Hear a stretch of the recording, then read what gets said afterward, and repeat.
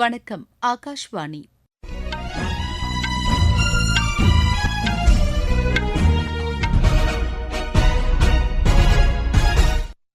செய்திகள் வாசிப்பவர் மிருதுலா. தலைப்புச் செய்திகள்: மாவட்ட நீதித்துறையின் 2 நாள் தேசிய மாநாட்டை பிரதமர் திரு நரேந்திர மோடி இன்று புதுதில்லியில் தொடங்கி வைக்கிறார்.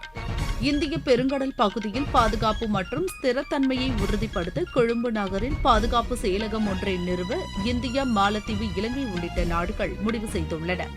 பின்னலாடை துறைக்கு பிற மாநிலங்களில் வழங்கப்படும் சலுகைகளை தமிழக அரசும் வழங்க வேண்டும் என்று ஆயுத்த ஆடை உற்பத்தியாளர்கள் வலியுறுத்தியுள்ளனர். ஒடிசா, கடலோர ஆந்திரா, சத்தீஸ்கர் ஆகிய மாநிலங்களில் அடுத்த 2 நாட்களில் கனமழை பெய்யும் என்று வானிலை ஆய்வு மையம் தெரிவித்துள்ளது. பெருவில் நடைபெற்று வரும் உலக இளையோர் தடகள சாம்பியன் போட்டியின் மகளிர் பிரிவு 10,000 மீட்டர் நடை ஓட்டத்தில் இந்தியாவின் ஆர்த்தி வெண்கலப் பதக்கம் வென்றார். இனி விரிவான செய்திகள். மாவட்ட நீதித்துறையின் 2 நாள் தேசிய மாநாட்டை பிரதமர் திரு நரேந்திர மோடி இன்று புதுதில்லியில் தொடங்கி வைக்கிறார். பாரத் மண்டபத்தில் நடைபெறவுள்ள மாநாட்டில் நீதிமன்றங்களின் உட்கட்டமைப்பு, அனைத்து வசதிகளையும் உள்ளடக்கிய நீதிமன்றங்கள், நீதித்துறை பாதுகாப்பு, வழக்குகள் மேலாண்மை மற்றும் பயிற்சி உள்ளிட்டவை தொடர்பாக விவாதிக்கப்பட உள்ளது. மாவட்ட நீதித்துறைகள் தொடர்பான 5 அமர்வுகளும் மாநாட்டையொட்டி நடைபெறவுள்ளன. இந்த மாநாட்டில் மத்திய சட்ட அமைச்சர் திரு அர்ஜுன் ராம் மேக்வால், உச்சநீதிமன்ற தலைமை நீதிபதி திரு சந்திரசூட், தலைமை வழக்கறிஞர் உட்பட பலர் கலந்து கொள்கிறார்கள். முன்னதாக உச்சநீதிமன்றம் தொடங்கப்பட்டு 75 ஆண்டுகள் நிறைவடைவதை குறிக்கும் வகையில் சிறப்பு தபால் தலையையும் நாணயத்தையும் பிரதமர் இந்த மாநாட்டின்போது வெளியிடவுள்ளார். சென்னை நாகர்கோவில் இடையேயான வந்தே பாரத் ரயில் சேவையை பிரதமர் திரு நரேந்திர மோடி காணொலி வாயிலாக இன்று தொடங்கி வைக்கிறார். சென்னை சென்ட்ரல் ரயில் நிலையத்தில் நடைபெறவுள்ள இது தொடர்பான விழாவில் மாநில ஆளுநர் திரு ஆர் என் ரவி, தகவல் ஒலிபரப்புத்துறை இணையமைச்சர் திரு எல் முருகன் உள்ளிட்டோர் பங்கேற்கின்றனர். இந்த ரயில் சென்னை சென்ட்ரலில் இருந்து பிற்பகல் 12:30 மணிக்கு புறப்பட்டு நாகர்கோவிலுக்கு இரவு 9:30க்கு சென்றடையும். இதேபோல் மதுரை, பெங்களூரு இடையேயான வந்தே பாரத் ரயில் சேவையையும் பிரதமர் காணொலி வாயிலாக இன்று தொடங்கி வைக்கிறார்.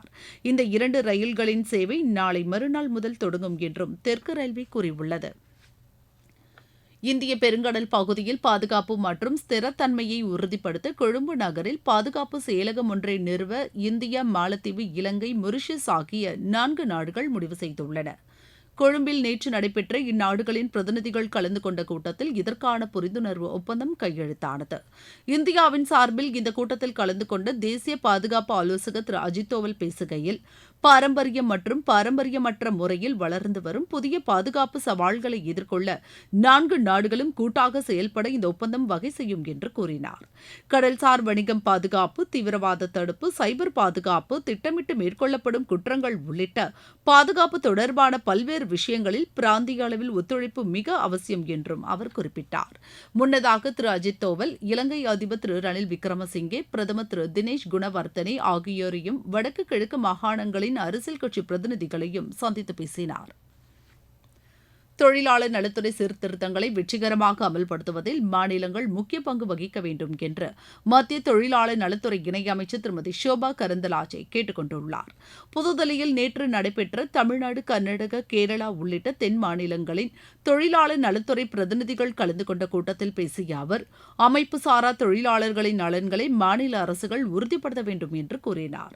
தொழிலாளர்களுக்கு மத்திய அரசு மேற்கொண்டு வரும் சமூக பாதுகாப்பு திட்டங்களை ஈ-ஷ்ரம் வலைதளம் மூலம் எளிதாக அறிந்து கொள்ள முடியும் என்பதால் அது குறித்து தொழிலாளர்களுக்கு விழிப்புணர்வு ஏற்படுத்த வேண்டும் என்றும் அமைச்சர் வலியுறுத்தினார்.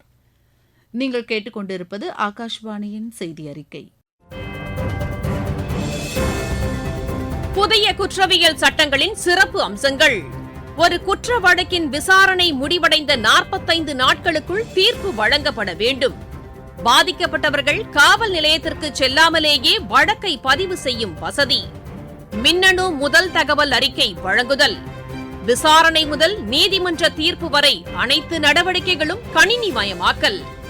காவல்துறையின் தேடுதல் நடவடிக்கைகள் முழுமையாக வீடியோ பதிவு செய்யப்படுவது கட்டாயமாக்கப்பட்டுள்ளது. தமிழில் இருந்து ஆங்கிலம், பிரெஞ்சு, ஜெர்மன், சீனா போன்ற மொழிகளில் மொழிபெயர்க்கப்பட்டு சிறந்த நூல்களை தேர்ந்தெடுத்து உலகில் உள்ள 100 பல்கலைக்கழகங்களுக்கு அனுப்ப தமிழக அரசு முடிவு செய்துள்ளது.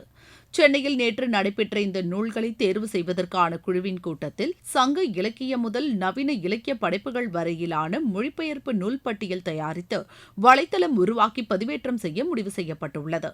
தமிழ் மொழி, தமிழ் இலக்கியம், தமிழ் பண்பாடு, தமிழர் நாகரிகம் போன்றவற்றிற்கு முன்னுரிமை அளிக்கும் வகையில் இந்த நூல்கள் இருக்கும் என்று தெரிவிக்கப்பட்டுள்ளது. இதுகுறித்து தமிழ் அறிஞர்கள், திறனாய்வாளர்கள், மொழிபெயர்ப்பாளர்கள், தமிழ் ஆர்வலர்கள் தமிழ் வளர்ச்சி இயக்கத்திற்கு தங்களது கருத்துக்களை அனுப்பி வைக்கலாம் என்றும் மாநில அரசின் செய்திக்குறிப்பு தெரிவிக்கிறது. பின்னல் ஆடைத்துறைக்கு பிற மாநிலங்களில் வழங்கப்படும் சலுகைகளை தமிழக அரசும் வழங்க வேண்டும் என்று ஆயுத ஆடை ஏற்றுமதி மேம்பாட்டுக் கழக தலைவர் திரு சக்திவேல் கேட்டுக் கொண்டுள்ளார். திருப்பூர் ஏற்றுமதியாளர்கள் சங்கம் ஆயுத ஆடை ஏற்றுமதி மேம்பாட்டுக் கழகம் சார்பில் ஏற்பாடு செய்துள்ள 51வது சர்வதேச பின்னல் ஆடை கண்காட்சியை நேற்று திருப்பூரில் தொடங்கி வைத்து பேசிய அவர், பிற மாநிலங்கள் மின்கட்டண சலுகை, மூலதன மானியத்துடன் கடன் உள்ளிட்ட சலுகைகளை வழங்குவதாக கூறி திருப்பூரை சேர்ந்த நிறுவனங்களுக்கு அழைப்பு விடுப்பதாக தெரிவித்தார். திருப்பூரில் பின்னலாடை தொழிலை தக்கவைக்கும் வகையில் மாநில அரசு பல்வேறு சலுகைகளை அறிவிக்க வேண்டும் என்று அவர் கேட்டுக் கொண்டார். திருப்பூரில் இயற்கைக்கு கேடு விளைவிக்காத ஆடைகள் தயாரிப்புக்கு முக்கியத்துவம் வழங்குவதால் ஏற்றுமதி அதிகரித்து வருவதாகவும் திரு சக்திவேல் கூறினார். போரினால் பாதிக்கப்பட்ட காசாவில் தற்காலிக போர் நிறுத்தத்திற்கு இஸ்ரேல் ராணுவமும் ஹமாஸ் அமைப்பும் சம்மதம் தெரிவித்துள்ளன. காசாவில் 25 ஆண்டுகளுக்கு பிறகு நிவாரண முகாம்களில் தங்கியுள்ள குழந்தைகளுக்கு போலியோ பாதிப்பு கண்டறியப்பட்டுள்ளதாக உலக சுகாதார நிறுவனம் சமீபத்தில் தெரிவித்தது. இதையடுத்து போலியோவால் மேலும் பல குழந்தைகள் பாதிக்கப்படாமல் இருக்க முகாம்களில் தங்கியிருக்கும் 6,40,000 குழந்தைகளுக்கு போலியோ சொட்டு மருந்து வழங்கப்பட்டு வருகிறது. இப்பணிகள் தடையின்றி நடைபெறுவதை உறுதி செய்யும் வகையில் மனிதாபிமான அடிப்படையில் 3 நாட்களுக்கு போர் நிறுத்தம் செய்ய இஸ்ரேல் ராணுவமும் ஹமாஸ் அமைப்பும் முடிவு செய்துள்ளன. இந்த போர் நிறுத்தம் இன்று காலை 6 மணி முதல் அமலுக்கு வந்தது. பிரேசில் நீதிமன்றத்தின் பல்வேறு உத்தரவுகளை மீறியதால் அந்நாட்டின் எக்ஸ் சமூக வலைதளத்திற்கு தற்காலிக தடை விதிக்கப்பட்டுள்ளது. பேச்சு சுதந்திரம் மற்றும் வலதுசாரிகள் தொடர்பான விவரங்களை தவறாக தந்தது உள்ளிட்டவை தொடர்பாக பிரேசில் அரசுக்கும் தொழில் அதிபர் எலான் மஸ்கின் எக்ஸ் சமூக வலைதளத்திற்கு இடையே கடந்த சில மாதங்களாக மோதல் நீடித்து வந்தது. பிரேசில் நாட்டின் சட்டத்திற்கு உட்பட்டு எக்ஸ் வலைதளம் நடந்து கொள்ளாவிட்டால் தடை செய்ய நேரிடும் என்று அந்நாட்டு உச்சநீதிமன்றம் எச்சரித்த பின்னரும் எக்ஸ் வலைதளம் தொடர்ந்து அதை மீறும் வகையில் செயல்பட்டு வந்ததால் தடை செய்யும் நடவடிக்கை எடுக்கப்பட்டுள்ளதாக அந்நாடு தெரிவித்துள்ளது. குஜராத்தில் கனமழையை ஏற்படுத்திய அஸ்னா புயல் வடகிழக்கு அரபிக்கடல் வழியாக மேற்கு வடமேற்கு திசையில் இந்திய கடற்கரையை விட்டு நகர வாய்ப்புள்ளதாக வானிலை ஆய்வு மையம் தெரிவித்துள்ளது. இதன் காரணமாக கடந்த 24 மணி நேரத்தில் குஜராத்தின் கட்ச் பகுதியில் கனமழை பெய்தது. அடுத்த 2 நாட்களில் ஒடிசா, கடலோர ஆந்திரா, சத்தீஸ்கர், விதர்பா ஆகிய பகுதிகளில் கனமழை பெய்யும் என்று வானிலை ஆய்வு மையம் தெரிவித்துள்ளது. குஜராத்தின் சில பகுதிகளிலும் வடகிழக்கு மாநிலங்கள், அந்தமான் நிக்கோபார் தீவு பகுதிகளிலும் அடுத்த 2 நாட்களுக்கு மழைக்கு வாய்ப்புள்ளதாக வானிலை ஆய்வு மையம் தெரிவித்துள்ளது. தெற்கு மற்றும் மத்திய இந்தியாவில் அடுத்த 6 நாட்களில் தமிழ்நாடு, புதுச்சேரி, லட்சத்தீவு, மத்திய மகாராஷ்டிரா, கொங்கன், கோவா, கேரளா, கர்நாடகா ஆகிய பகுதிகளில் மழை பெய்யும் என்று அந்த மையம் தெரிவித்துள்ளது. பெருவில் நடைபெற்று வரும் உலக இளையோர் தடகள சாம்பியன் போட்டியின் மகளிர் பிரிவு 10,000 மீட்டர் நடை ஓட்டத்தில் இந்தியாவின் ஆர்த்தி வெண்கலப் பதக்கம் வென்றார். அவர் பந்தய தூரத்தை 44 நிமிடம் 39.39 வினாடிகளில் கடந்து 3வது இடத்தை பிடித்தார். 17 வயதான ஆர்த்தி ஏற்கனவே கடந்த மார்ச் மாதம் லக்னோவில் நடைபெற்ற தேசிய இளையோர் தடகள சாம்பியன் போட்டியில் புரிந்த சாதனையை முறியடித்தார்.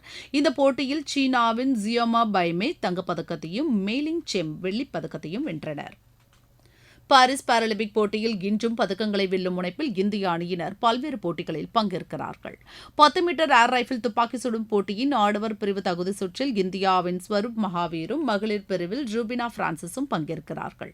ஆடவர் ஈட்டி எறிதல் இறுதிப் போட்டியில் இந்தியாவின் பிரவீன்குமார் பங்கேற்கிறார்.